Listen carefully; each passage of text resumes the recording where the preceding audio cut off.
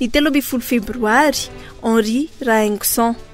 Mpampianatra mpikarika eo amin'ny sehatra fampitana sy serasera, filoha amboninahitry ny avatsa UPM i Henri Raingson. Mpandara sy mpiaro ny teny malagasy izy ary mpikambana ao amin'ny akademia pirenena. Sekoly ambony maro no ampianaran'ity olo malaza iray ity ka ny fandikana teny na traduction sy ny haiteny mamonina na sociolinguistique ny tena ampitainy amin'izany.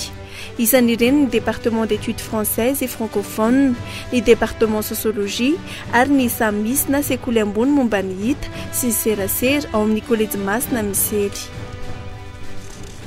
Akoatra ny mampampianatra mpikaroka azy dia mpanoratra ihany koa i Henri Raingson ka ny hoe dia ino sy olona anarana entsiny amin'izany.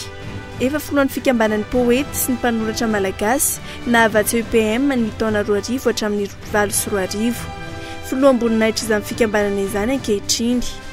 Mpikambana mahefa ary efa filoha lefitry ny sokajy voalohany ao amin'ny akademia malagasy. Olo malaza manana ny toerany amin'izany sehatry ny fandalana sy fiarovana ny teny malagasy izany raha Henri Raingson ka mendrika olona lazaina ny momba azy.